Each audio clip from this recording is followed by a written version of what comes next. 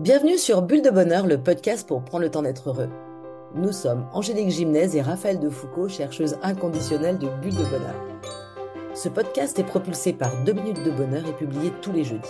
Alors cet épisode vient continuer notre saga sur les émotions.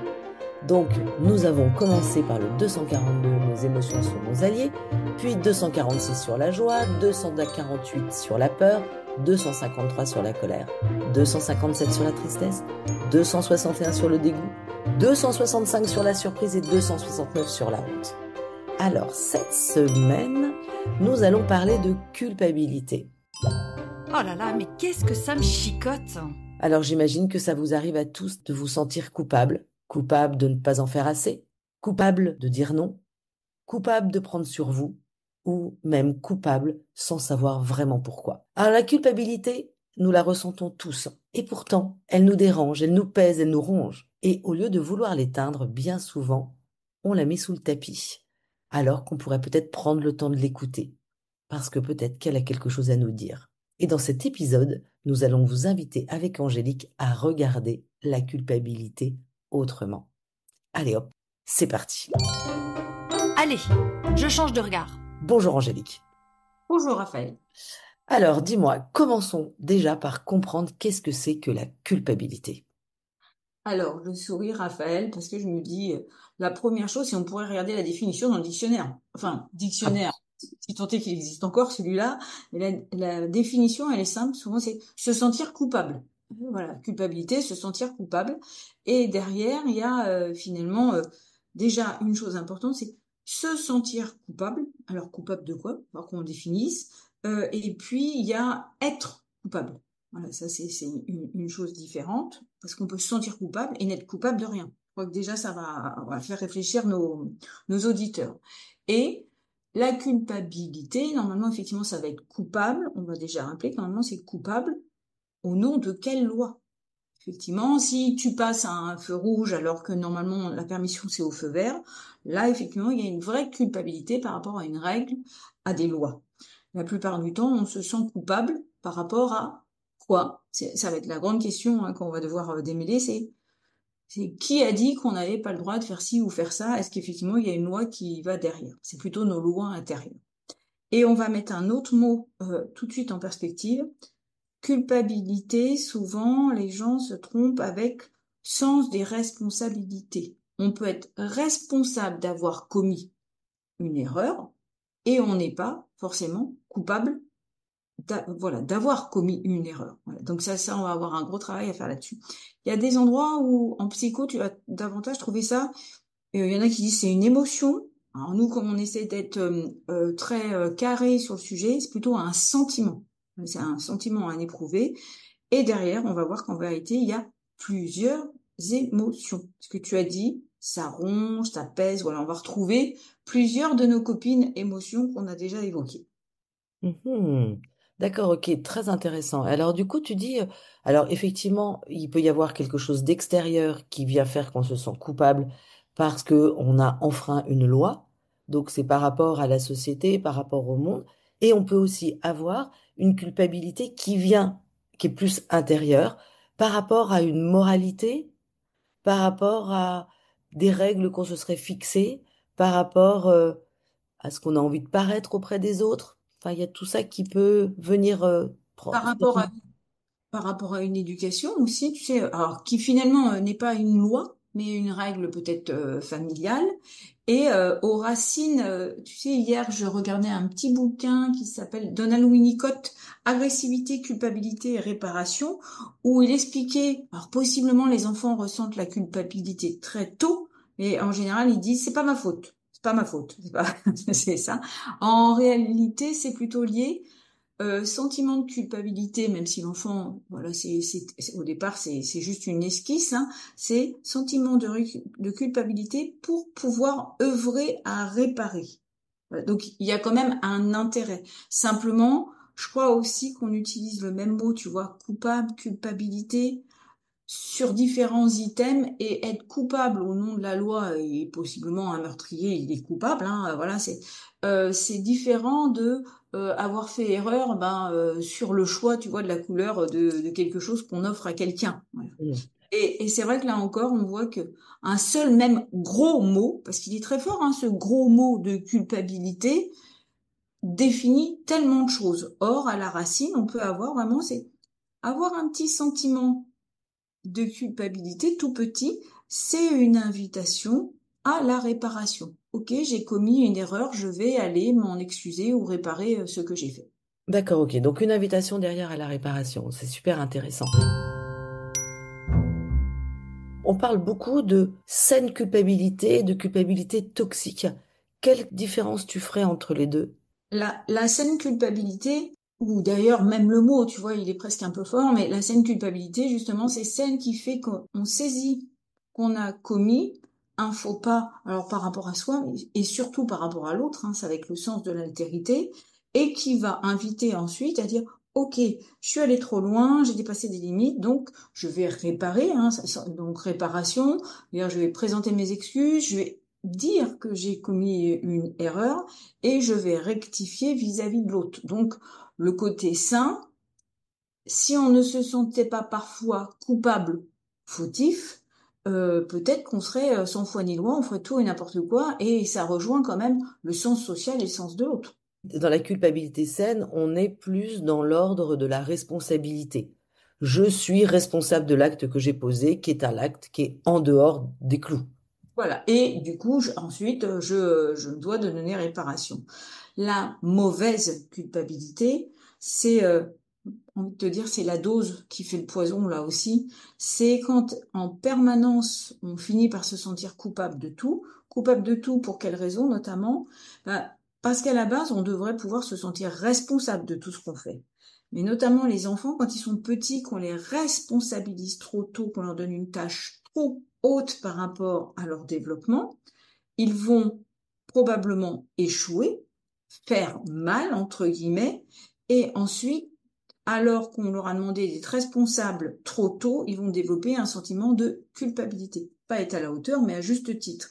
Donc c'est le fait de responsabiliser quelque part trop tôt aussi, ça crée un sentiment ensuite de culpabilité permanent, avec des gens qui sentent sans arrêt, tu vois, le sentiment de ne pas avoir fait bien et d'être coupable de mal faire. D'accord, mais alors du coup, je reprends ton exemple de confier une responsabilité à un enfant, peut-être un petit peu difficile pour lui. Il essaye de la faire, il l'a fait sans doute de manière imparfaite. Et en fait, tout va dépendre peut-être, moi dans mon sens, de l'attitude du parent. S'il y a le parent qui dit, waouh, c'est super, t'as vraiment bien fait tout ça, il y a ça encore, mais t'inquiète pas, aucune importance, tout ce que t'as bien fait, c'est génial. Et puis, il peut y avoir un autre parent qui dit, ah, écoute, ça, c'est pas fait correctement. Et c'est là où va naître cette culpabilité. Parce que, La réaction de l'adulte, tu le dis. Et justement, la difficulté de l'adulte à prendre sa propre responsabilité, d'avoir donné une tâche peut-être un peu trop haute à l'enfant, du coup de reconnaître ce qu'il a bien fait et ce qui manque, et de pouvoir l'aider. Donc il y a déjà cet aspect-là. Et je crois qu'on ne peut pas parler de culpabilité sans quelque chose qui mine certaines familles, c'est la culpabilisation. Il y a des familles où on fonctionne depuis des générations, on se sert, moi j'ai dit c'est un aiguillon, le donner le sentiment d'être coupable, de mal faire, c'est culpabiliser sans arrêt l'autre. Donc ça évite de se sentir soi-même coupable ou plutôt d'assumer ses responsabilités. Et c'est vrai que c'est un aiguillon puissant possiblement. La culpabilisation, rendre l'autre régulièrement coupable, c'est un moyen, on pourrait dire, de tenter hein, de lui le faire être une bonne personne, hein, d'avoir le sens de l'autre. Mais à l'excès, justement, ça fait après des gens qui se sentent mais, coupables de tout. bah, écoute, on l'entend, toi comme moi, suffisamment souvent, hein, moi, le nombre de personnes que je peux accompagner qui ont des parents qui culpabilisent en disant, ouais, une fois de plus, tu viens pas me voir avec tout ce que je fais pour toi. Donc, qui envoient de la culpabilité pour, comme levier pour faire bouger les gens. Est-ce que c'est une bonne façon de fonctionner? Assurément, non. Ah, Non. je crois Et, aussi. et ce sentiment de culpabilité, après, parce que les gens ont du mal à reconnaître hein, cette ambiance très culpabilisante puisqu'ils ont grandi dedans, mais ce sentiment de culpabilité récurrent, là, se sentir coupable et fautif de tout, hein, dès qu'il y a quelque chose qui va pas, bah, il a été dans l'ambiance initiale on peut retrouver des choses, je crois, dont on a déjà parlé en communication, en analyse transactionnelle, on parle de sauveur, victime, persécuteur. Donc on retrouve des familles où on joue beaucoup cette triangulation et finalement la personne qui se sent coupable, parfois on dit aussi c'est la personne qui se victimise en permanence, mais elle n'a pas voulu prendre ce rôle-là. Régulièrement, effectivement, se sentir coupable de façon récurrente, quelque part, c'est aussi se protéger qu'on nous dise t'es coupable. Voilà, je suis coupable d'office, donc comme ça, t'évites de me le dire, mais ça donne aussi derrière des gens qui ont un profil un peu tendance à victimisation. Ce qu'on dit quand même là, c'est que ce sentiment de culpabilité, il est profond, il fait partie de l'éducation, de la transmission, de la religion, enfin sur plein, et du coup, il a forcément des fonctions saines. À l'excès, par contre, il empêche de vivre correctement. Parlons-en justement d'où vient cette culpabilité. Là, tu le disais, la famille, l'éducation, parfois même aussi la religion. Et du coup, ça va emmener peut-être vers des croyances limitantes, parce que toutes les personnes qui vivent avec des injonctions, qui ont grandi avec les sois fort, sois parfait, dépêche-toi, enfin toutes ces injonctions qu'on connaît, finalement, quand elles ne se dépêchent pas, vont se sentir coupables, quand ils vont pas être parfaits, vont se sentir coupables, etc. Oui. Et tu vois, là, on disait, ceux qu'on a fait grandir en demandant sois parfait, fais vite, ils vont se sentir coupables parce qu'on est face à quelque chose d'inaccessible en réalité. Donc des projets éducatifs, des objectifs non réalistes. Et à l'inverse, celui que depuis petit, à qui depuis petit on dit, de toute façon, ben tu fais que des âneries et du coup qui se sent victime en permanence. Bah effectivement, ils sont coupables d'office, mais à la limite, il en a fait une seconde peau. Il vit avec pour se protéger. Donc, dans la construction d'identité, c'est important, ce sentiment de culpabilité, puis après on va décortiquer en termes d'émotion, parce que ça pose la question, bah, derrière aussi fondamentalement du bien et du mal. Qu'est-ce que je fais de bon, qu'est-ce que je fais de mal? Donc, son maniement, il est particulier. Parce que vraiment, si on le manie bien, ça peut faire grandir. Si on le manie à l'excès, on peut torturer quelqu'un finalement. C'est culpabiliser quelqu'un en permanence, c'est une forme de harcèlement entre guillemets, hein, voilà. Hein. Absolument, absolument. Parlons-en de ce côté émotion. On m'a appris à l'époque, c'était pour le profil de la psychotraumatologie, que pas facile toujours de travailler ce sentiment de culpabilité. Puis, je vais nous taquiner. C'est vrai que nous, thérapeutes, quand les gens nous parlent du fait qu'ils se sentent coupables, on n'est pas en capacité de leur donner l'absolution. C'est pas notre boulot. Et puis, du coup, la bonne démarche, c'est de dire, de quoi se sentent-ils coupables, hein, d'une part. Comment se fait-il qu'ils se sentent coupables si c'est pas quelque chose d'édicté par la loi, hein, et qui nous explique parce que leur loi intérieure, on la connaît pas. Et derrière, on va devoir aller redécortiquer pour, au-delà de ce sentiment qui est un peu complexe, qu'est-ce qu'on a? On va trouver soit la colère. Les gens sont dans ce cas en colère contre eux.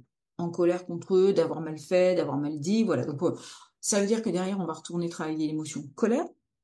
Donc ça, j'ai dépassé les limites de ce que je dois faire selon mes convictions intérieures ou possiblement les lois extérieures. Je me sens impuissant. Parfois, la culpabilité, c'est plutôt ce sentiment d'impuissance. Et puis, tu sais, souvent, on se sent coupable dans l'après-coup. Donc, on aimerait être au pétalier. En réalité, on peut pas. Donc, sentiment d'impuissance. Et derrière l'impuissance aussi, qui est un sentiment, on va retrouver quoi? Tout à l'heure, tu évoquais lourdeur. Oui, on va retrouver tristesse. C'est finalement, je suis triste. Donc, on va tourner, travailler en toile de fond de la culpabilité, tristesse aussi. Et le dernier item, et c'est pour ça qu'on avait travaillé honte la dernière fois, c'est que la culpabilité et la honte sont parfois confondues. Faut dire que voilà, elles sont proches ces deux-là. Alors parfois, les gens se sentent coupables. La réalité, c'est plutôt qu'ils se sentent honteux quand on décortique bien. Et là, on va retrouver l'émotion dégoût. Ils sont finalement dégoûtés de ce qu'ils ont pu faire. Donc c'est plus fort que de se sentir coupable, ils se rejettent eux-mêmes. Donc ça veut dire vraiment il y a le mot, et derrière, il va falloir à nouveau, c'est-à-dire que je fais un petit geste, noter au fur et à mesure, voilà, comme pour un artichaut, on va démêler, tu vois, on va enlever les feuilles au fur et à mesure pour aller voir ce qui est au cœur. Et on dit colère, tristesse, dégoût, et c'est pas où, parfois c'est l'intégralité. C'est pour ça que c'est un sentiment complexe, parce qu'il peut y avoir plusieurs choses de mêlées, et si on ne tourne pas sur chacune des émotions, puis regarder de quoi vous êtes triste, qu'est-ce qui fait que vous êtes en colère contre vous, dégoûté de quoi, on reste sur quelque chose de pas facile à détricoter. Et c'est pour ça que c'est un sentiment tenace aussi, parce qu'il demande un travail méticuleux. Voilà, encore une fois, on va reprendre l'artichaut, il faut enlever les feuilles puis aller au cœur pour bien saisir. Mhm. Et puis des cœurs, ils peuvent être multiples, de ce que je comprends. En plus. Ouais, ouais, d'accord. Et du coup, très intéressant donc de se poser la question quand on vit avec de la culpabilité, justement prendre le temps de d'effeuiller pour aller justement, grâce aux émotions qu'on a déjà travaillées, si effectivement on a besoin justement alors de réparation, c'est qu'il y a peut-être qu'il y a de la colère. Si on a besoin d'accepter quelque chose, peut-être que c'est de la tristesse. Si on a besoin de D'être réengagé, tu vois, par quelqu'un d'autre, c'est le rejet et le dégoût. exactement, exactement. Donc très très intéressant. Maintenant qu'on a décortiqué comment était cette émotion, comment est-ce qu'on peut essayer de la regarder, de la caresser, de l'accueillir aussi? Oui, et alors je te souris parce que la caresser, t'as déjà caressé un artichaut, toi? Non, Non, c'est pas très agréable, hein. c'est pas très agréable, mais du coup l'image est très chouette. C'est se dire, les sentiments, notamment de culpabilité et de honte qu'on a évoqués la dernière fois, sont pas faciles, hein, parce que Il c'est faut taper le foin aussi derrière, hein. Une ah fois oui, que hein, les feuilles, il faut enlever encore le foin. voilà, hein, et du coup c'est aller regarder des facettes de nous moins faciles. Ces sentiments, après, bah, on est caché derrière, donc il faut aller creuser. Est-ce qu'on peut le faire tout seul? Non, on revient à ça. Absolument, dans le cas de la culpabilité et de la honte qu'on a travaillé la dernière fois, c'est on a besoin de quelqu'un pour aller nous aider. Alors bah, déjà à effeuiller, comme on disait, aller au cœur et réhabiliter possiblement ce qui a besoin d'être réhabilité. Et puis au fondement, y compris en psychanalyse, hein, quand on parlait finalement de la culpabilité comme aide à la réparation, ben, du coup, pour pouvoir réparer, et notamment réparer envers l'autre, vaut mieux être deux pour travailler cette chose-là, hein. Si d'ailleurs on ne traite pas la culpabilité, on va prendre l'exemple de quelqu'un qui a commis un grave délit. Il y a des films hein, comme ça où les gens, je dis une chose terrible, hein, Raphaël, hein, c'est quelqu'un renverse quelqu'un et se sauve, délit de fuite, par peur. Et ben après, il va être rongé, hanté même, hein. Il va finir par plus dormir, il va même se rendre malade, et il peut même commettre un acte irréparable parce que il n'aura pas pu payer sa dette, il n'aura pas pu réparer. Donc, en plus, c'est important de se dire, si on ne travaille pas la culpabilité, du coup, on s'isole. Possiblement, on ne pourra pas donner réparation, on ne pourra pas trouver réparation. Et ça, là, ça peut devenir un vrai poison. Donc, la réalité, c'est que quand on perçoit qu'on se sent coupable, on a besoin de l'autre pour aller démêler ce qui se passe et puis tenter réparation. Oui, tout à fait, mais à côté de ça, il y a des situations où la réparation, elle est compliquée. Je vais prendre deux cas. Le premier, je suis en voiture, une voiture grille la priorité à droite, je rentre dedans et le chauffeur meurt, mais je suis quand même rongée de culpabilité, alors que dans le fond, je suis pas coupable. Deuxième cas de figure, bien plus fréquent, et que ça, on entend, et toi aussi tu l'entends, parce que le cas de quelqu'un qui, de l'accident de voiture est assez peu probable, dans le cas de séparation des enfants qui se sentent coupables de la séparation de leurs parents, Mm. avec une culpabilité qui est malgré tout assez tenace. Là, il y a quelque chose, le fait que les parents se séparent, quelque chose qui ne se répare pas. Les parents ne seront plus jamais ensemble. C'est fini. Quelle démarche faire? Comment accueillir cette culpabilité-là?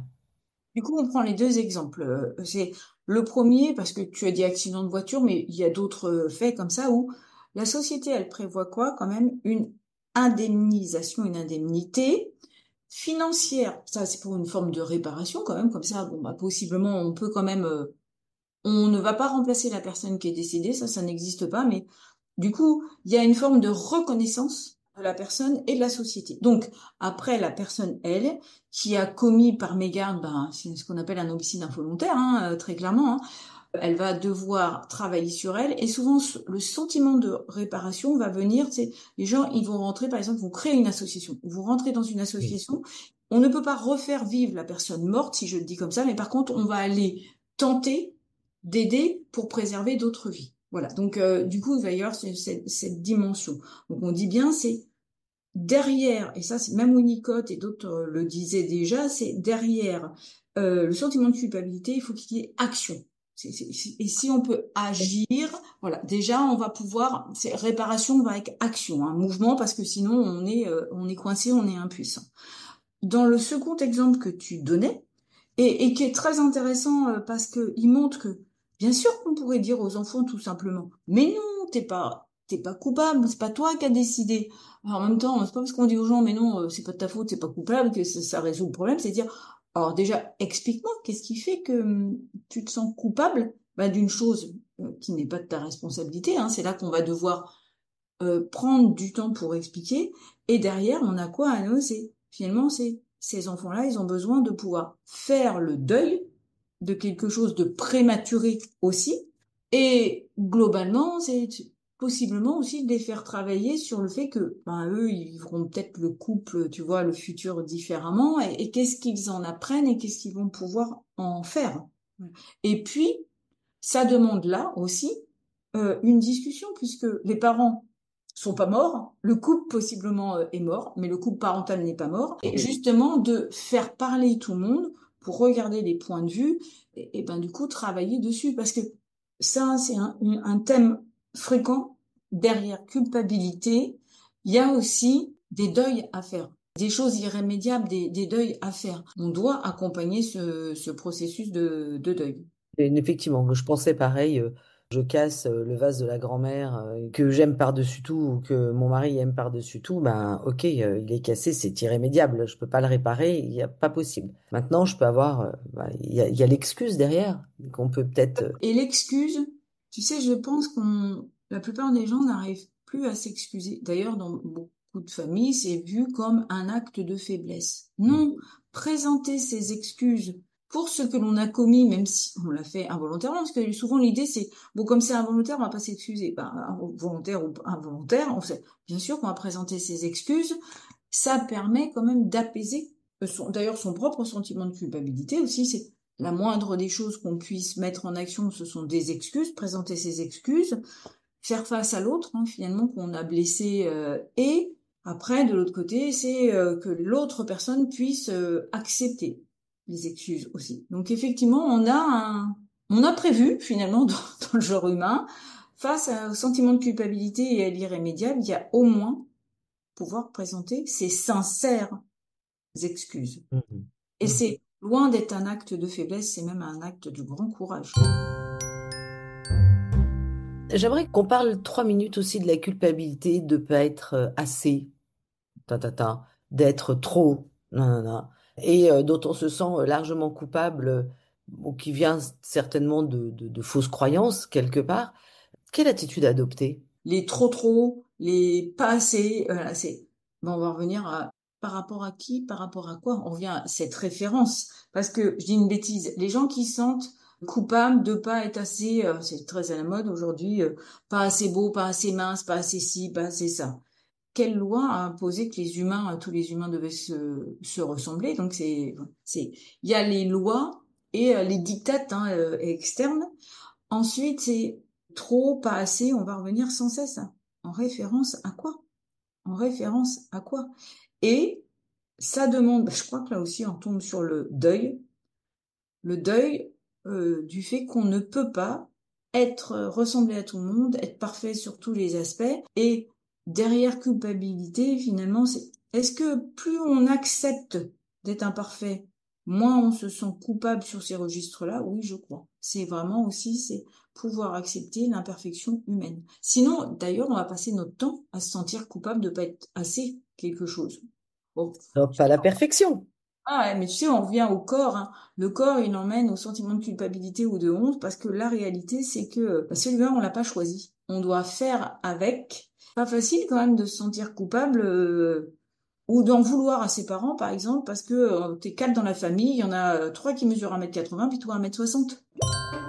Et hop, je me lance. En résumé, je dirais que la culpabilité nous alerte que nous avons enfreint une règle, blessé quelqu'un ou dévié de nos valeurs. Quand elle est saine, elle nous pousse à réfléchir, à réparer, à grandir, et elle va nous relier aux autres. Et la culpabilité, quand elle vient d'injonctions floues, d'un perfectionnisme ou d'un trop-plein de je dois, elle nous freine et nous éloigne de nous-mêmes. Alors, la carte de 2 minutes de bonheur, chers auditeurs, à laquelle je vous propose de répondre aujourd'hui, c'est: quelle erreur mériterait que je me pardonne aujourd'hui? Et pour finir, ça vient aussi résumer ce dont on a parlé et faire le lien avec le dernier podcast sur la honte. C'est une phrase de ma mentor, la Brené Brown, que j'aime tant, et qui dit: la culpabilité dit j'ai fait quelque chose de mal, la honte dit je suis mauvais. Et j'aime bien cette définition qui nous invite, par ça, que la culpabilité est vraiment là pour nous aider à grandir et à réparer, alors que la honte, elle nous colle une étiquette. Et de rappeler peut-être, Raphaël, que d'ailleurs l'une n'empêche pas l'autre et que malheureusement, il y a même des gens qui vivent avec les deux et qu'il est beaucoup plus sain, ce qu'on a dit, de ressentir de la culpabilité à certains moments. C'est même, ça engage à être un être social. La honte, non. Merci Angélique. C'est Raphaël. Et avec Bulle de Bonheur, prenez le temps d'être heureux. Merci pour votre écoute. Si vous avez aimé, dites-le nous avec 5 étoiles. Laissez vos commentaires et envoyez des bulles de bonheur à vos amis et partagez ce podcast. Inscrivez-vous à la newsletter en allant sur notre site 2 minutes de bonheur pour être notifié des prochains épisodes. C'est aussi très facile de nous trouver sur les réseaux sociaux, Facebook et Instagram. Il suffit de chercher 2 minutes de bonheur. Bulle de bonheur est propulsée par 2 minutes de bonheur, des outils pour créer du lien et prendre le temps d'être heureux.